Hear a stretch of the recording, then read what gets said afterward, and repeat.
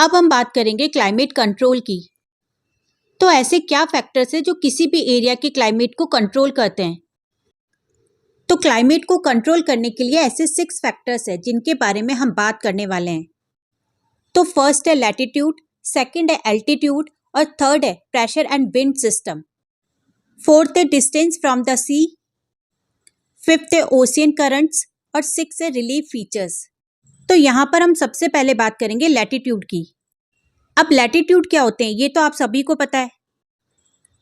तो जो imaginary horizontal lines होती है अर्थ के कर्वेचर पर, इन्हें ही लैटिट्यूड कहते हैं।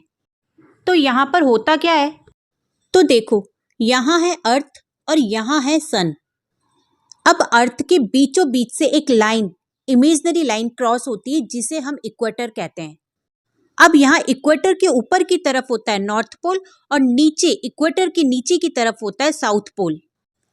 अब होता क्या है कि अर्थ की कर्वेचर की वजह से सनरेज जो होती है वो इक्वेटर पे डायरेक्टली पड़ती है।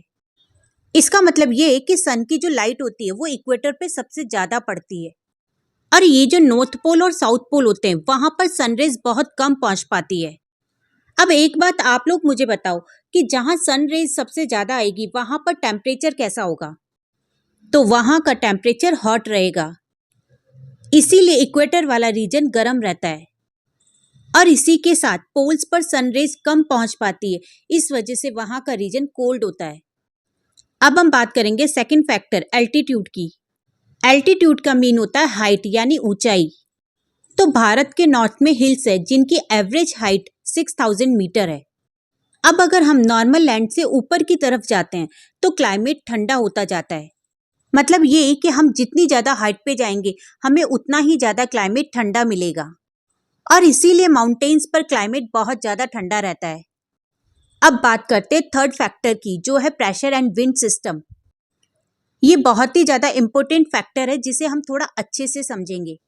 तो जैसे मान लो कि एक नॉर्मल लैंड है और उसके जस्ट पास में एक ओशियन है, तो लैंड के ऊपर एयर होगी और सेम ऐसे ही ओशियन के ऊपर भी एयर होगी।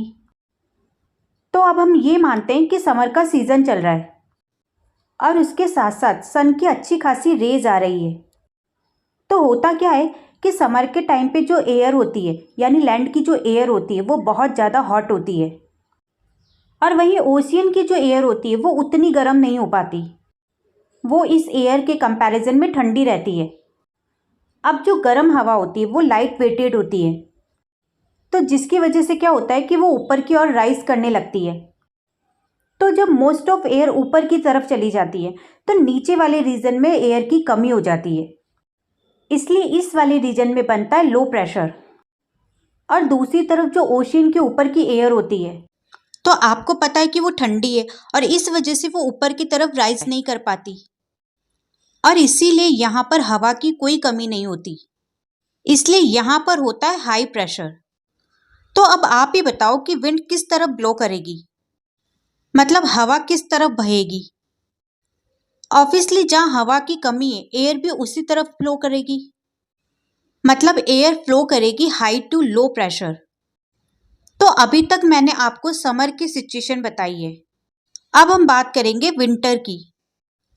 तो विंटर में क्या होता है, विंटर्स में उल्टा होता है। वो कैसे? लैंड की जो एयर होती है वो बहुत ज़्यादा ठंडी हो जाती है और वहीं जो ओशियन के ऊपर की एयर होती है वो उतनी ठंडी नहीं हो पाती, मतलब इसके कंपैरिजन में हॉट रहती है। तो यहाँ अब आपको भी पता है कि आगे क्या होगा, गर्म हवा ऊपर जाएगी जहाँ पर लो प्रेशर क्रिएट होगा और यहाँ की हवा ऊपर नहीं जाएगी क्योंकि ये ठंडी है, इसीलिए यहाँ पर होगा हाई प्रेशर। तो अब आप बताओ कि विंड किस तरफ फ्लो करेगी? जाहिर सी बात है जहाँ एयर की कमी है विंड्स भी उसी तरफ फ्लो करेगी, मतलब एयर फ्लो करेगी हाई प्रेशर से लो प्रेशर की तरफ। अब फोर्थ फैक्टर है डिस्टेंस फ्रॉम सी। तो जो एरिया सी के कनेक्टेड रहते हैं वहाँ पर ना तो ज़्यादा गर्मी होती है ना ज़्यादा सर्दी, वहाँ का टेम्परेचर मोस्ट ऑफ कांस्टेंट रहता है। जैसे भारत का कोस्टल एरिया, यहाँ का टेम्परेचर मोस्ट ऑफ कांस्टेंट ही रहता है। अब फिफ्थ फैक्टर है ओशियन करंट्स। अब आप यहाँ पर इस डायग्राम को देखो, ये पूरा वर्ल्ड मैप है। इसमें आपको जो ब्लूइश टाइप का जो पोर्शन दिख रहा है वो है ओशियन। तो इन ओशियंस में भी वाटर फ्लो करता है। जैसे रिवर्स में वाटर फ्लो करता है, सेम वैसे ही ओशियंस में भी वाटर फ्लो करता है। तो बच्चों, अब सवाल यहाँ पर ये बनता है कि ओशियंस के अंदर जो वाटर फ्लो करता है वो किस डायरेक्शन में फ्लो करता है। तो इसके लिए हमें इस वर्ल्ड मैप में इन एरोज को देखना होगा, जिनसे हमें इजी वे में पता चल जाएगा कि वाटर किस डायरेक्शन में फ्लो हो रहा है। तो ये जो वाटर फ्लो होता है ओशियंस के अंदर, उसी को हम ओशियन करंट्स बोलते हैं। अब इसमें आप देखोगे कि आपको कुछ एरोज ब्लैक और कुछ रेड शो हो रहे हैं। तो जो ब्लैक एरोज है वो कोल्ड ओशियन करंट्स को शो कर रहे हैं और रेड वाले वार्म ओशियन करंट्स को शो कर रहे हैं। तो अब ये ओशियन करंट्स कैसे क्लाइमेट को अफेक्ट करते हैं। तो अगर कोई लैंड कोल्ड ओशियन करंट में आती है तो वहां का क्लाइमेट कोल्ड हो जाता है। ठीक वैसे ही अगर कोई लैंड वार्म ओशियन करंट के कांटेक्ट में आती है तो वहां का क्लाइमेट वार्म हो जाता है। लास्ट 6 नंबर का फैक्टर है रिलीफ फीचर्स। किसी भी जगह का रिलीफ फीचर्स कैसा है उससे भी क्लाइमेट पर अफेक्ट पड़ता है।